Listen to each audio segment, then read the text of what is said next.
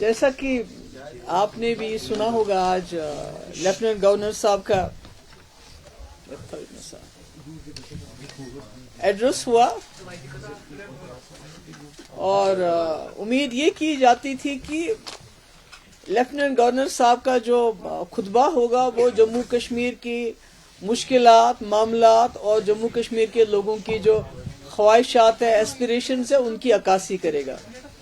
और उसके साथ साथ जो सरकार बनी है अभी हाल ही में यहाँ 3-4 महीने पहले, उन्होंने जो अपने मैनिफेस्टो में लोगों के साथ वादे किए हैं और उसके साथ साथ जो उनका एक नक्शा होगा, उनकी जहन में विजन होगा कि हमने आने वाले 5 साल में जम्मू कश्मीर को इस मुसीबत से किस तरह निकालना है, उसके बारे में कोई डायरेक्शन की बात होगी। पर अगर आपने भी सुना होगा, मैंने भी सुना, जब 2019 में 5 अगस्त को हमारे जो होम मिनिस्टर हैं अमित शाह जी, उन्होंने जो 370 को 35 को इलीगली, अनकॉन्स्टिट्यूशनली खत्म करके पार्लियामेंट में जो तकरीर की थी, और उसके बाद जितने भी यहाँ एलजी आए तो उनकी तकरीरें, चाहे 26 जनवरी हो, चाहे कोई फंक्शन हो, चाहे अभी जो हमारे प्रेजेंट एलजी हैं, इनकी तकरीरों को अगर आप देखेंगे तो मुझे लगता है इस गवर्नर एड्रेस में और उन तकरीरों में कोई फर्क नहीं है। पहले डे 1 जिस दिन ये जम्मू कश्मीर के साथ ये मामला किया गया, उसको मैं कांड कहती हूँ, डाका डाला गया, उसी दिन से होम मिनिस्टर साहब ने उस वक्त floor of the house statehood की बात की। और उसके बाद जितने भी एलजी आए, जितने भी बाहर से जो भी हमारे मिनिस्टर्स आते हैं, कोई आते हैं, तो वो उसी बात को दोहराते हैं कि भाई स्टेटहुड मिलेगा। पर मेरा ये मानना है जम्मू कश्मीर के लोगों के जो मामलात हैं, जो मुश्किलात हैं, वो स्टेटहुड तक महदूद नहीं है। और अनफॉर्चुनेटली ऐसा लगता है कि जो बीजेपी का जो एजेंडा है, जो उनकी पॉलिसी है जम्मू कश्मीर को लेके, कहीं ना कहीं ये जो अभी इतनी बारी अक्सरियत से लोगों ने जिस सरकार को चुना है, उसका एक्सटेंशन बन गई है। जो अभी तक हम कहते थे, चिल्लाते थे, ये इलीगल है, अनकॉन्स्टिट्यूशनल है, कहीं ना कहीं नेशनल कॉन्फ्रेंस के लोग उन हरकत को जो बीजेपी ने इन सालों की, उनको जायज करार देने की उसमें दौड़ में लगे हुए हैं। और जितना भी हमारा डिसएम्पावरमेंट हो गया 2019 के बाद, डिसपोजिशन हो गया है, उसको एड्रेस करने की कोई बात नहीं है कहीं पर भी। और अनफॉर्चुनेटली हमारे चीफ मिनिस्टर साहब कहते हैं कि मैं जी केजरीवाल नहीं बनना चाहता हूं। आपको कोई केजरीवाल बनने के लिए नहीं कह रहे हैं, मगर खुदारा अपने लोगों की इज्जत नफ्स, उनकी हुकूक के लिए तो खड़े हो जाइए। ये मतलब चीफ मिनिस्टर बनना तो ठीक है, मिनिस्टर बनाना तो ठीक है, मगर इसका मकसद क्या है? आपको लोगों ने वोट किस लिए दिए हैं? इसलिए दिए थे कि जो पिछले 2019 से यहाँ पर जो एक माहौल बना है, जो हमें बेइख्तियार किया जाता है, जो हमारी प्रॉपर्टी, हमारी जो मिनरल्स से, हमारे जॉब से, हमारी नौकरियों से, हर चीज से हमें आहिस्ता आहिस्ता बेदखल किया जाता है। तो लोगों ने इसलिए चुना था कि आप उसका इलाज करेंगे। गवर्नर एड्रेस में तो उस रेजोल्यूशन जो नेशनल कॉन्फ्रेंस क्लेम करती है, दावा करती है कि हमने जी 370 पे रेजोल्यूशन लाया, हालांकि उसमें उस 370 का कहीं जिक्र नहीं था। गवर्नर एड्रेस में उसकी भी जुर्रत नहीं की है, तज़किरा भी नहीं, इस कैबिनेट ने कि उसका तज़किरा हो। तो मैं समझती हूँ कि ऐसे में हम और क्या कहें, यही कहेंगे कि हमें तो ताना देते हैं ये, आपने जी बीजेपी के साथ सरकार बनाई, मगर हमने बीजेपी के साथ सरकार बनाने के बावजूद यहाँ पीडीपी का एजेंडा चला। जो एजेंडा ऑफ अलायंस बना वो भी पीडीपी का एजेंडा था। जो हमने 2 साल, मैंने और 10 महीने मुफ्ती साहब ने बीजेपी के साथ काम किया, उसमें भी पीडीपी का एजेंडा चला। चाहे पत्थरबाजों को एमनेस्टी की बात हो, चाहे हुर्रियत वालों को लेटर लिखने की बात हो, चाहे डायलॉग की बात हो, चाहे ऑल पार्टी डेलीगेशन लाने की बात हो, चाहे सीज फायर की बात हो, चाहे बीजेपी के 2 मिनिस्टर कुटवा रेप में ड्रॉप करने की बात हो, जो जिसमें उन्होंने जलसे में शमूलियत की थी। तो हमने तो उस वक्त बहुत मुश्किल हालात में, हालांकि सिचुएशन बहुत खराब थी, पर हमने अपना एजेंडा चलाया। आज लगता है बदकिस्मती से कहीं ना कहीं नेशनल कॉन्फ्रेंस हैज उस कम कर गए हैं, और वो कहीं ना कहीं जो बीजेपी पिछले 2019 से एक नैरेटिव चला रही है। देखिए, एक लेजिस्लेटर कैसे जुर्रत करता है, वो डिक्टेट करता है स्पीकर साहब को कि आप जी एंटी नेशनल और कोई ऐसा जो है रेजोल्यूशन या उसको accept, it is the job of the speaker. Who is the BJP MLA to dictate it to him? मगर स्पीकर साहब खामोशी से सुनते रहे, मुस्कुराते रहे और सर हिलाते रहे, ये ठीक है। तो कहीं ना कहीं मुझे लगता है जिस उम्मीद से लोगों ने वोट डाले थे, 70% लोगों ने वोट डाले और एक जमात को यहां वोट डाले। जम्मू में बीजेपी को मिला, यहां ओवरऑल एनसी को मिला। तो कहीं ना कहीं मुझे लगता है कि उनकी, मैं नहीं कहती हूं कि उन्होंने 4 महीने में ही पता नहीं क्या कमाल करना था, मगर जबान देखिए, बीजेपी 1947 से 48 जब से जम्मू कश्मीर का इल्हाक हुआ, उसके बाद स्पेशल पोजीशन मिली, तब से वो 370 के मुखालिफ बात करते रहे। उनके पास कोई ताकत नहीं थी। और आज उमर साहब कहते हैं कि मुझे 370 बीजेपी से कैसे लूंगा। तो अगर वो 70 साल जब उनके पास कोई ताकत नहीं थी इसको छीनने की बात करते रहे, तो कम से कम आप 370 जबान पे लब कुशाई कर लीजिए कि ये गलत हुआ है, ये नहीं होना चाहिए, इसको हम रेस्टोर, हम नहीं कहते हम अकेले रेस्टोर करेंगे, हम सब मिलजुल के इसको रेस्टोर। मगर मेरा ये कहना है कि जम्मू कश्मीर इस वक्त सिर्फ 370 या स्टेटहुड की बात पे नहीं अटका हुआ है।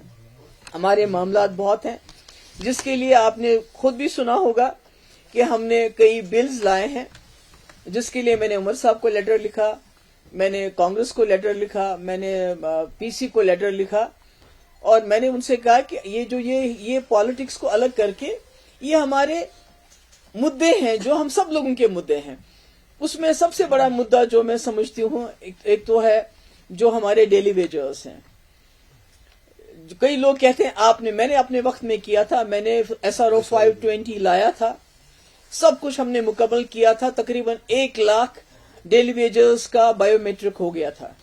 सरकार गिरी, वो रुक गया। अभी भी वो सारा कुछ उनके पास, सरकार के पास रिकॉर्ड है। अगर वो चाहें तो 520 SRO के तहत इनको रेगुलराइज करेंगे। इनकी लाइफ बहुत खराब है। 30-30, 20-20, 25-25 साल से ये लोग काम करें। और मैं आपको ये बताना चाहती हूँ, अगर ये लोग डेली वेजर्स डिपार्टमेंट्स में ना हो, ना हमारी बिजली चलेगी, ना हमारा पानी चलेगा, ना हमारा इरिगेशन चलेगा, ना कोई डिपार्टमेंट हमारा काम करेगा अगर ये डेली वेजर नहीं। डेली वेजर के बलबूते पे ही डिपार्टमेंट्स चलते हैं। तो मैं उम्मीद करती हूँ इस बिल पे सरकार जो है, सरकार की मदद भी हमें हासिल होगी। और जो बाकी जमातें हैं उसमें हमने बीजेपी को भी लेटर लिखा कि ये साझा मामला है, डेली वेजर जम्मू में भी, कश्मीर में भी, इसमें हमारी मदद कर लीजिए। दूसरा, प्रॉपर्टी राइट। जैसा कि मैं बार बार कहती हूँ, 2019 के बाद एक होड़ लगी हुई है। नौकरियों से हमारे लोगों को निकालते हैं। अगर कोई जॉब निकलती है उसमें बाहर के लोग भी इंक्लूड किए जाते हैं। इसी तरह हमारी जमीन, आप देखिए, हजारों कनाल जमीन रेलवे के नाम पे, डेवलपमेंट चाहिए हमें, मगर रेलवे के नाम पे, रोड्स के नाम पे, जो रोड ऑलरेडी बने हैं दूसरा रोड बनाओ, पहला रोड बनाओ। जैसे वहां आपका मुगल रोड पर टनल बनाने के बजाय दूसरा रोड बनाओ। इसी तरह सैटेलाइट टाउन के नाम पे, इसी तरह जो बाहर के बड़े बड़े लोग हैं उनको इंडस्ट्री के नाम पे हमारी जमीन कौड़ियों के दाम इसको दी जा रही है।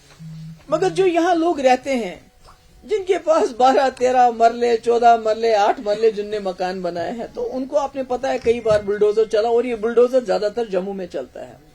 और वो भी उन एरियाज में जहां बेचारे गरीब, गुजर, ट्राइबल, पहाड़ी लोग या कोई कश्मीरी भी मुसीबत में चला गया वहां रहता है, तो रोज कहीं ना कहीं वहां बुलडोजर चलाया जाता है। तो हमने कहा कि ये जमीन जो जम्मू कश्मीर की है, ये यहाँ के लोगों का पहला हक बनता है। जो यहाँ रहते हैं, जिन्होंने छोटा सा घर बनाया हुआ, अपना आशियाना बनाया हुआ है, उसको ये हुकूक मिलने चाहिए। कहीं ना कहीं ऐसा ना हो कि आप सारी जमीन सिक्योरिटी फोर्सेस के कैंप्स के लिए आप बहुत जमीन देते हो, सड़क के नाम पे, सैटेलाइट टाउन के नाम पे जो अभी जमीन दी जा रही है, मेरे ख्याल में 1,80,000 कनाल जमीन जा रही है वो, और उसपे भी कोई हमारा सरकार की तरफ से जवाब नहीं आई, सैटेलाइट टाउन किन के लिए बनाए जा रहे हैं।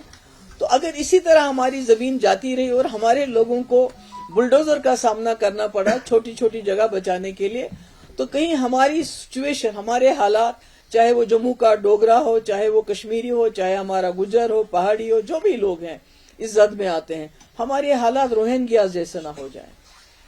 تو اس لیے میری پھر سے گزارش ہے سرکار سے اور ان کی جو اکائیاں، ان کے ساتھ جو ان کے الائنس پارٹنر ہے، اور پی سی سے اور بی جے پی سے، کہ اس میں ہماری مدد کر لیجئے کہ یہ پراپرٹی رائٹس ان کو دیے جائیں جن کے پاس اس وقت چھوٹے چھوٹے گھر ہیں اس میں گورنمنٹ لینڈ میں۔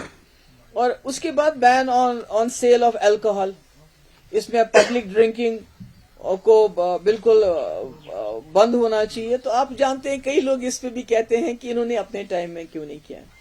آپ لوگ گواہ ہیں، 2019 سے پہلے چاہے نیشنل کانفرنس کی سرکار تھی یا ہماری سرکار تھی، پی ڈی پی کی سرکار 1947 سے لے کے آج تک مفتی صاحب کل 3 سال اور 10 مہینے چیف منسٹر رہے، اور میں 2 سال رہی ہوں۔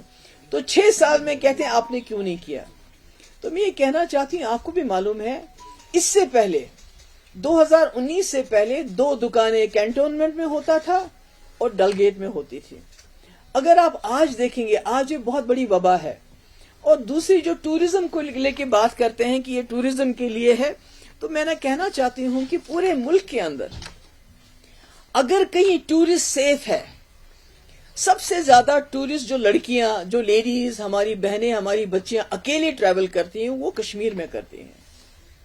وہ اس لیے کرتی ہیں کہ یہاں ابھی ہمارے جو سماجی جو سماج میں ابھی کچھ ہمارے قدغن لگے ہیں، ابھی حیا ہے، باپ بیٹے کے سامنے شراب نہیں پیتا ہے، اگر ابھی پیتے بھی ہیں چھپ چھپ کے پیتے ہیں۔ پر جس طرح اس شراب کی دکانوں کو یہاں عام کیا گیا ہے پچھلے کچھ سالوں میں، اس سے یہ ایک لت بن چکی ہے۔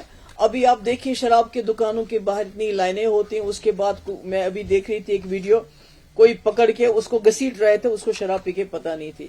تو میں ٹورسٹ کے لیے بھی کہہ رہی ہوں، خاص کر ہماری جو بچیاں باہر سے آتی ہیں، ان کی سب سے بڑی سیفٹی یہ ہے کہ جموں کشمیر میں ابھی تک شراب کلچر اوپن نہیں ہے، ہو گیا ہے پر ابھی اوپن نہیں ہے۔ تو اس لیے میری گزارش ہے عمر صاحب سے بھی، چلیے ہم نے نہیں کیا، آپ کر لیجئے، آپ کر لیجئے۔ تو اگر آپ کریں گے بہت اچھا ہوگا، اگر اس پہ بین لگ جائے، اور اس میں جو ہمارے بچے جو ڈرگ ایڈکشن ہے ہمارے بہت زیادہ ہے، اور یہ جو کمبائن ہوتے ہیں دونوں، تو یہ بہت خطرناک ہے۔ ڈرگس میں تو پولیس بہت اچھا کام کر رہی ہے، اور امید کرتے ہیں ہم زیادہ کام کریں گے، مگر اس میں بھی ہم چاہتے ہیں یہ ہماری مدد کرے۔ اس کے علاوہ ایک بہت بدقسمتی کی بات ہے کہ جو سیکریٹریٹ، اسمبلی سیکریٹریٹ، وہ کہتے ہیں آپ فلانی ڈپارٹمنٹ پہ کوئی سوال ہی نہیں پوچھنا چاہتے۔ تو مجھے یہ بتائیے کہ جب ہم نے الیکشن کے دوران میں وعدے کیے پرزنرز کو لے کے، ابھی ہم جاننا چاہتے ہیں کتنے پرزنرز ہیں، کہاں کہاں بند ہیں، کیا ہے، وہ کہتے ہیں آپ یہ سوال ہی نہیں پوچھ سکتے۔ تو پھر ہم کہاں جائیں؟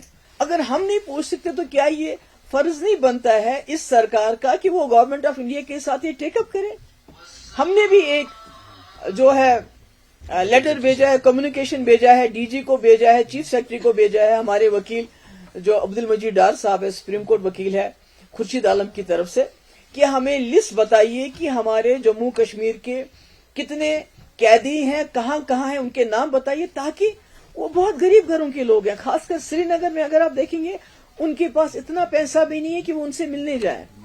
ہم چاہتے ہیں کہ ہمیں پتا چلے تاکہ ہم کوشش کریں کسی نہ کسی طریقے سے ان کو کوئی لیگل مدد دی جائے، مگر ہمارے پاس لسٹ ہے۔ دوسرا یہ میری عمر صاحب سے محتبانہ گزارش ہے کہ چلیے مانیے کہ آپ چھوڑ نہیں سکتے ہیں ان کو، یہ جو پرزنرز ہیں، مگر کم سے کم آپ یہ معاملہ تو اٹھائیے، ان کو وہاں سے یہاں شفٹ تو کر لیجئے۔ بہت بری حالت ہے، کئی ایسے لوگ ہیں جو کینسر کے پیشنٹ ہیں، مطلب میں نام نہیں لینا چاہتی، میں نام لوں گی کچھ لوگوں کا تو خدا نہ خواستہ ان کو اور تنگ کریں گے۔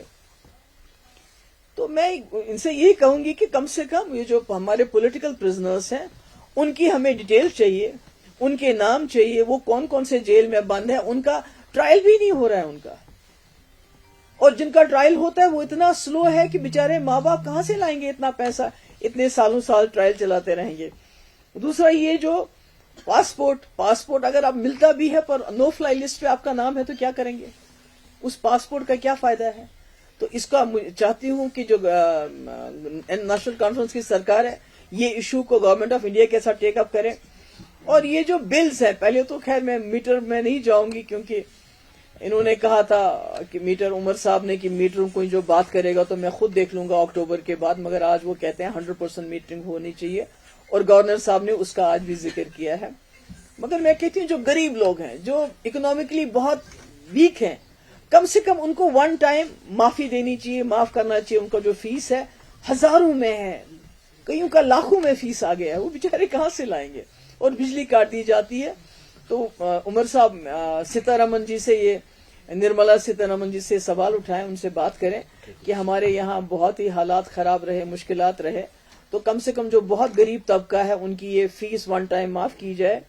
اور اس کے علاوہ جو ریٹرن آف کشمیری پنڈتس کا ذکر کیا ہے گورنر صاحب نے، یہ تو روایتی طور پہ ہر اس میں گورنر ایڈریس میں ہوتا ہے، مگر ہم جاننا چاہتے ہیں کہ وہ کیا سٹیپس لینا چاہتے ہیں، اس کے لیے کیا کرنا چاہتے ہیں. یہ تو ہم کہتے ہیں آنریبل، بٹ واٹ آل عملی وہ کیا کرنا چاہتے ہیں؟ بیکاز ہم بھی چاہتے ہیں ہمارے کشمیری پنڈت یہاں آئے، انہوں نے 2 سیٹیں ان کے لیے نامینیشن، ہم چاہتے ہیں نامینیشن کے بجائے اگر انہوں نے الیکشن میں رکھا ہوتا ان کے 2 سیٹیں ریزرو، ایک جموں میں ایک کشمیر میں، تو مجھے لگتا ہے وہ ایک راستہ کھل جاتا ہے. کشمیری پنڈت یہاں الیکشن لڑتا، لوگوں میں اڑتا گھومتا، ووٹ مانگتا، وہ ایک اچھا راستہ ہوتا، پر وہ نہیں کیا. تو اس لیے میں یہ ہے جو ہم نے خورشید عالم صاحب کی طرف سے چیف سیکرٹری کو اور ڈی جی کو لیٹر گیا ہے کہ ہمیں جتنے بھی پرزنرز ہیں جموں کشمیر کے ان کی لسٹ دے دیجئے. ہم آر ٹی آئی بھی کرنا چاہتے ہیں، مگر پہلے بھی کسی نے آر ٹی آئی کیا گیا تو اس کو جو جواب ملا کہ یہ سیکورٹی معاملہ، اس کا ہم جواب نہیں دے سکتے ہیں. اس لیے we went directly to chief secretary and D G صاحب. ہم چاہتے ہیں ان گھروں کی کسی نہ کسی طریقے سے کوئی نہ کوئی مدد ہو جائے، اور میں امید کرتی ہوں کہ عمر صاحب ان کا مسئلہ اٹھائیں گے کہ ان کو یہاں شفٹ کیا جائے.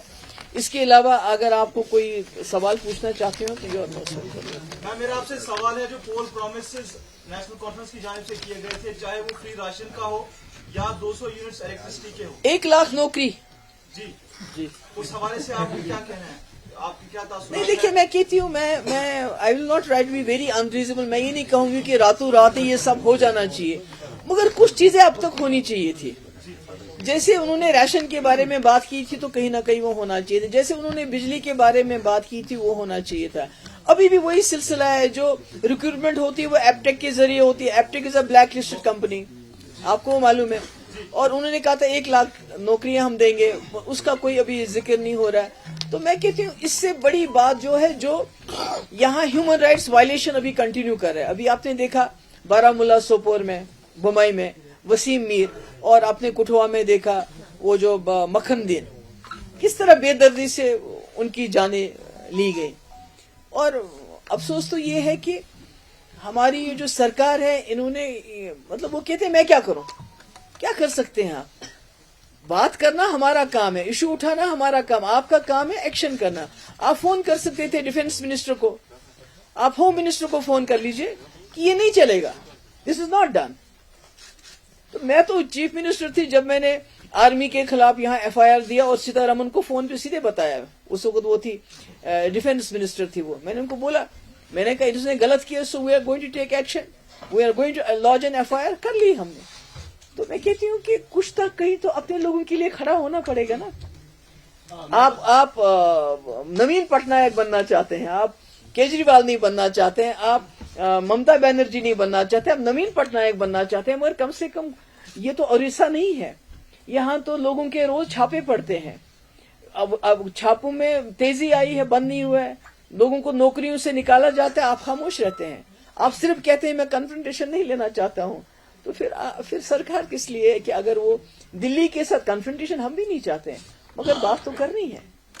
وہ بات کون کرے گا؟ بجلی ہماری پی ڈی پی کا یہ ایجنڈا رہا ہے، اور ہمارا ایجنڈا آف الائنس میں بھی یہ تھا کہ ہمارا انڈس واٹر ٹریٹی کی وجہ سے بہت نقصان ہوتا ہے، ہمیں اس کا کمپنسیشن کر لیجئے، تاکہ ہم وہ ٹوکرا لے کے، وہ جو ہے وہ بیگنگ باؤل لے کے ہم ہمیشہ آپ کے سامنے کھڑا نہ ہونا پڑے. محبوبہ جی، یہ جو آپ نے بزنس کی بات کی ہے اور کچھ ایسے ایشوز تھے کہ جو لیجسلیٹرز اسمبلی میں سوالات نہیں پوچھتے، جو ہوم کے ریلیٹڈ ہے، لینڈ آرڈر کے ریلیٹڈ ہے، چونکہ یہ سوالات ہم نے بھی کئی بار ڈائریکٹلی عمر صاحب سے بھی پوچھے اور ان کے پارٹی کے چیف اسپوکس پرسن سے بھی.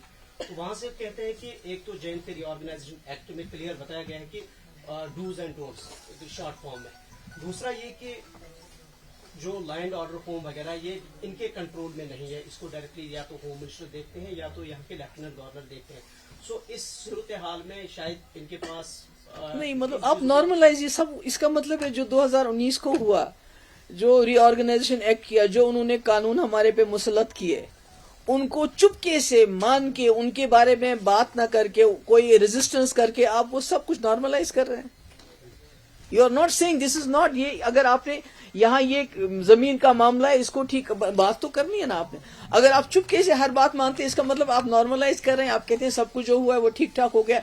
जैसे उमर साहब ने अभी दिल्ली में कहा कि 370 के बाद यहाँ हालात ठीक हो गए हैं.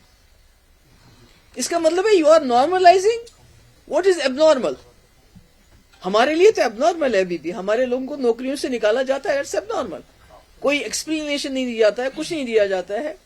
हमारा हजारों कनाल जमीन अभी भी अपनी मर्जी से जिसको देना चाहते हैं दे देते हैं, और हमारे लोगों को जो है घरों से निकाल के उनकी जमीनें उनसे बुलडोजर चलाते हैं. तो अगर हम कहें कि ये सारा सेंटर का है, हमारा कुछ नहीं है, that means we are normalising it. Baba ji, आपने अभी बताया कि 70 सालों से बीजेपी का ये एजेंडा रहा है, 370 जो 2019 को हुआ. आपको भी ये पता था, फिर आपने सरकार बनाई क्यों? ये इसलिए मैं पूछ रहा हूँ क्योंकि जो आज की मौजूदा सरकार है वो आप पर ब्लेम कर रही है कि जो कुछ भी यहाँ पर वो पीडीपी की भी है. देखिए, सरकार हमने बनाई और मुझे फख्र है, मैंने उस बीजेपी को घुटनों पे लाया जो कहती थी हम 370 खत्म करेंगे, और उनको हाथ नहीं लगाने दिया जितने देर में सरकार में थी. मुझे बताइए उमर साहब, एक एफआईआर वापस, आज की बात नहीं, जब ये चीफ मिनिस्टर थे इन्होंने एक एफआईआर वापस ली, क्योंकि कांग्रेस के साथ इनकी सरकार थी, जुर्रत की एक एफआईआर वापस ले. अफजल गुरु को फांसी लगी तो उमर साहब ने क्या कहा, मैं डेली वेजर हूं. मेरे वक्त में एक बात बताइए कि जो बीजेपी की मर्जी से हुई हो.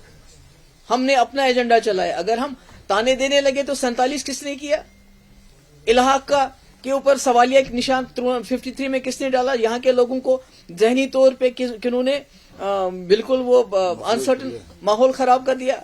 कभी हिंदुस्तान, कभी आजादी, आज अब फिर उमर साहब ने कहा प्लेबिसिट. तो अगर हम इल्जाम देने के लिए आए तो 75 में किसने नॉर्मलाइज किया प्राइम मिनिस्टर को चीफ मिनिस्टर बनाना, सदर रियासत को गवर्नर बनाया, मैं नाम लूं उनका. 87 में किसने दानियां करके यहाँ कब्रिस्तान बनाए, किसने किए दानियां, सलाहुद्दीन किसने बनाया. यासीन मलिक आज जेल में है तो किसकी वजह से है.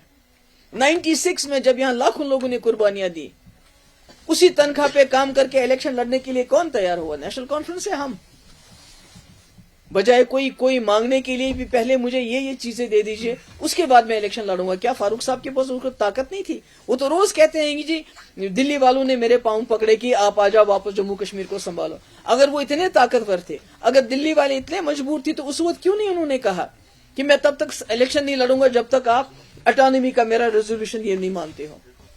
तो अगर हम मुंह खोलने पे आएंगे फिर तो बहुत आगे तक चलेगी. मुझे फक्र है बीजेपी के साथ सरकार बनाने के बाद जो मैंने किया, जो हमने एजेंडा चलाया. आपका सारा जम्मू कश्मीर सैलाब में तबाह हो चुका था. 80,000 करोड़ रुपए लाया हमने, सड़कें मकान सब तबाह था. आज पता नहीं चलता है कि वो खुदा न खासा ऐसा सैलाब आया था. मुझे बताइए, ये तो एक कोड़े के लिए अभी दरवाजे पे जाते हैं और वहां से खाली हाथ लेके आते हैं.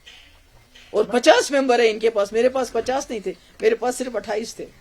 तो ये तो बातें आहिस्ता आहिस्ता लोगों को समझ आ जाएगी. मैम, आपको नहीं लगता ये सियासी इख्तिलाफात, ये झगड़े पस पुश्त रख के तमाम सियासी जमातों को, रीजनल पार्टीज को एकजुट होना चाहिए? मैंने बोला ना, ये जो 3 बिल्स लाई हैं. मैम, पूरा सवाल, क्योंकि नेशनल कॉन्फ्रेंस का भी कहना है जो यहाँ पे स्टेटहुड रेस्टोर नहीं हुआ है, यही चीजें हैं, यही नहीं, मुझे बताओ ये जो रेगुलराइजेशन ऑफ डेली वेजर, इसके लिए कौन सा स्टेटहुड चाहिए आपको?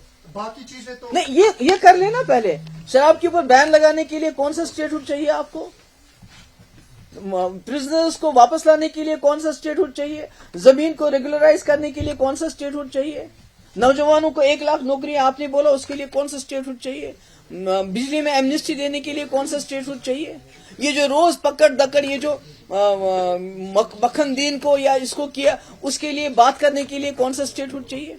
ये तो स्टेटहुड का तो बहाना है, कोई काम नहीं कर रहे हैं. भाई, आपके पास जो पावर है उसको इस्तेमाल करो. स्टेटहुड वो तभी देंगे जब वो देना चाहेंगे. आपके रोज रोज उनके दरवाजे पे जाने से कुछ नहीं होगा.